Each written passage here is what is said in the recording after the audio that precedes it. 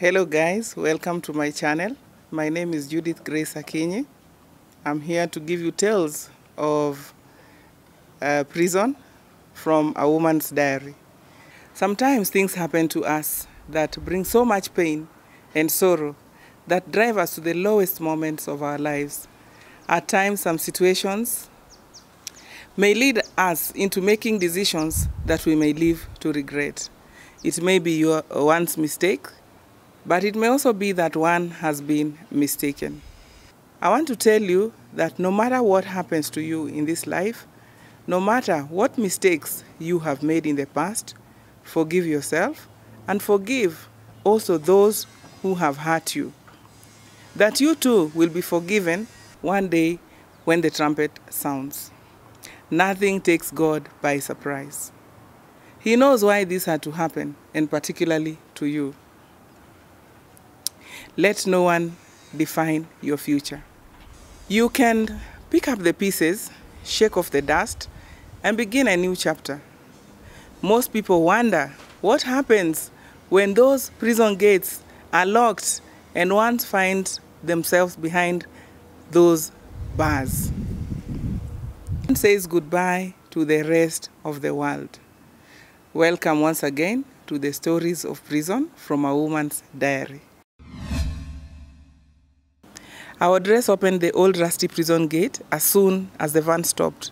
The back of the van where we were to alight from, almost in contact with the prison gate, blocking any chance of escape in the then famous Mariam. There had been no air and no movement, no space for the slightest movement at all. We had to squat on top of smelly cow feed and manure that was then known as michicha. I was only too glad to jump out of the van. Before I knew it, we were standing in front of several wardresses at the remand prison, each with a red cane. Some who'd been there before knew exactly what to do. Poor me. They undressed and threw on the ground all that was in their bags. Those of us who were unfamiliar with the process and hesitated got a few swipes of the cane. I was transfixed in fear. What was this? Where was I?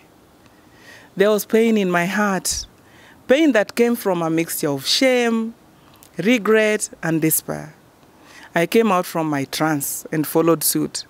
We stood there nude, both young and old, cuddled in one corner like sheep, as the wardresses checked our belongings thoroughly, examining the seams, the waistbands, anywhere that could conceal as much as a pin, just to confirm that no one entered with marufuku, otherwise known as banned substances.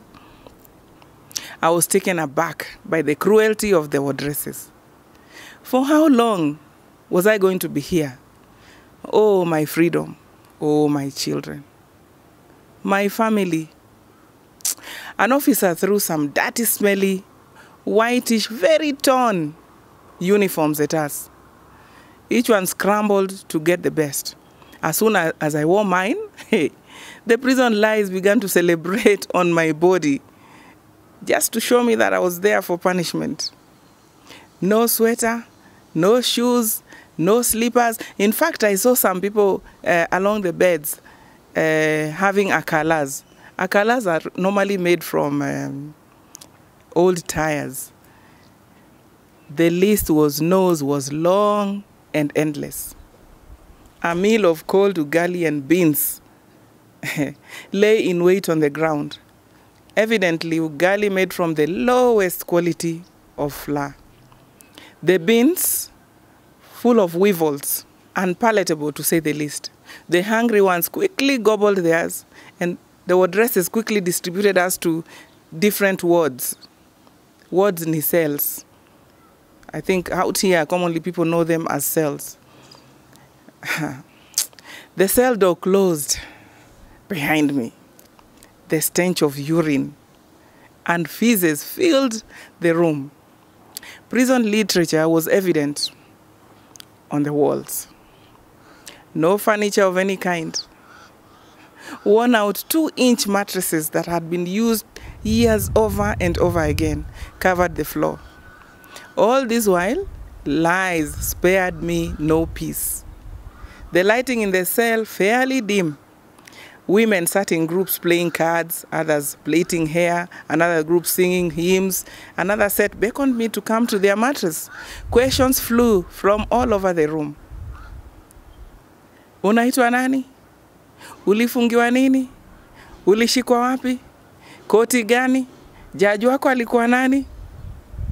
Again, I stood, still not knowing whom or which question to answer. At last, one of them pointed to a dark lady. Enda uongee na huyo, atakuonyesha pali utalala. That was to become my bosom friend, Robbie Lusanji. The blankets she gave me had all signs of recent use. They were lice infested. The lady pointed at some space in between the ragged old mattress. Hapo ndio utalala. 1 2-inch mattress to be shared between 2 or 3 women. The cell itself overcrowded. Space for about 40 people was occupied by almost double the number. I was too exhausted to care. This was one of the longest nights I have ever experienced.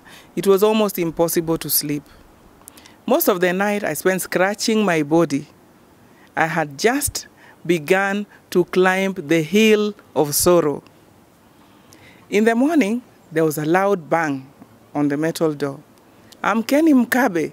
I didn't even know what Mkabe is. I had to follow suit, what the others were doing, just to learn that Kaba is a word used for squatting. Our dress shouted through the small opening on the door. In a flash of a second, the door was flung open, and the inmates ran in all directions, helter-skelter. I followed suit, and in another second, we were all squatting in rows of 5. Woe unto you if found in the bathroom during any countdown. Here you had to learn the rules as fast as you could to avoid being beaten. The wardresses walked around with red canes all the time. These were red plastic bucket handles. Most carried more than 2 to ensure that the cane landed quite well on one's body. One particular wardress we named Hotline. Oh, how she enjoyed beating the inmates. Wow. Wow unto you if you landed into her hands for a beating. Wardresses used her to beat anyone whom they thought was not towing their line. The duty officer entered into the ward for the head count, and all went quiet. There was pin drop silence in the entire room. The in charge of the ward was the only one allowed to stand up as the rest of us squatted. 59, madam, she said. Wapi mwingine? Several madams ran towards the edge of the room where the toilet was, just to find where she had been. I made sure I squatted next to my friend Lusanji. She had been there for a while. She was going to be my guide through this journey. I don't know for how long I was going to be here. Was it going to be 1 year, 2 years, 3 years, 10 years, 20? Was I going to be there for the rest of my life? What about my family? What about my children? This kept running through my mind throughout. I could never get peace. I could not get rest. The future was so bleak. The future was so blind.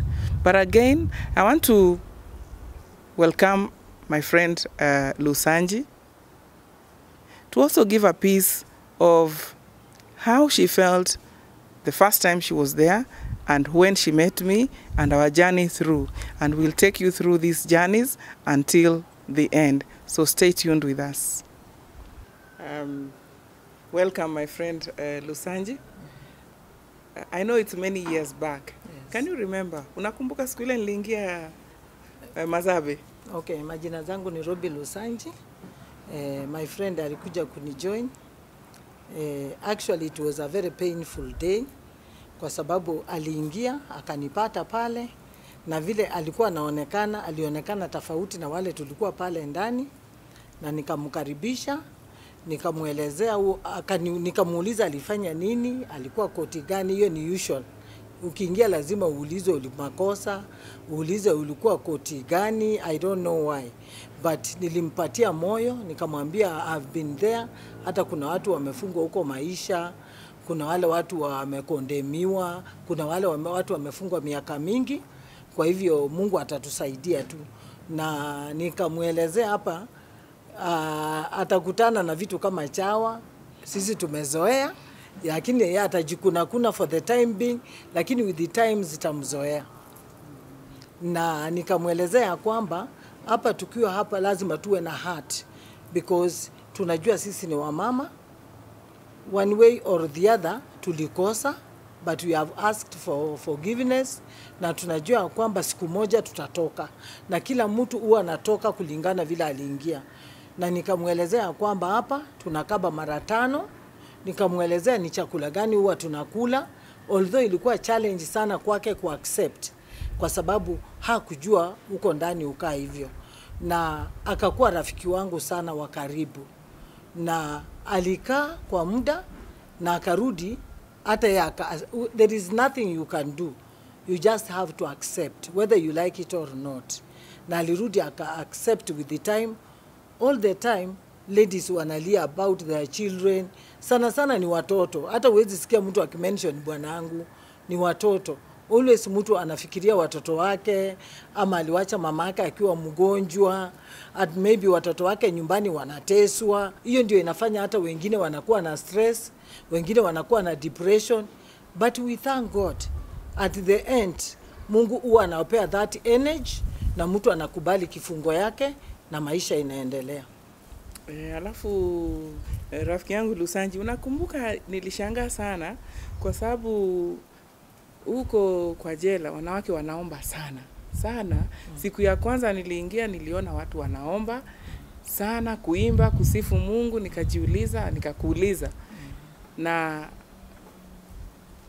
hii makosa yote imeleta hawa watu, imetuleta sote hapa, bado Mungu ndio yuko mbele kwa roho ya kila mtu kabisa. Kwa sababu hakuna mahali watu huomba kama wale watu wamefungiwa prison.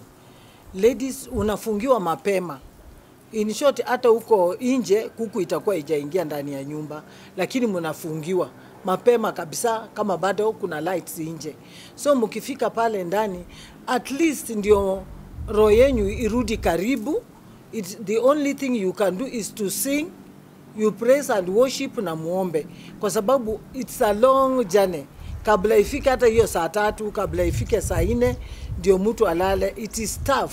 So the only thing you can do, kwa sababu story mmepiga mchana ama mko busy mnafanya kazi zenyu, so the only thing you can do is to encourage one another through the Bible, through kuomba, through kuimba. And by the way, she was a very good singer. Yeye ndio huwa anatulead. Tulikuja kurealize ya kwamba yeye ndio alikuwa anafanya praise and worship. So that thing ilikuwa inatu encourage sana, because there's some song you can sing, unaona kabisa Mungu hajakuacha. Although everybody amekuacha, you have a problem, you are in prison, but God is with you everywhere you go and anywhere you are. Paulo na Sila waliomba, Paulo na Sila waliomba, milango ya gereza ikafunguka, milango ya gereza ikafunguka. Ukishikwa na matatizo, tabu yamekuzidi, mawazo na magonjwa yote yamezunguka, usisahau kuomba na Mungu atasikia. Uombe kwa bidii kama Paulo na Sila. Paulo na Sila waliomba, Paulo na Sila waliomba, milango ya gereza ikafunguka, milango ya gereza ikafunguka.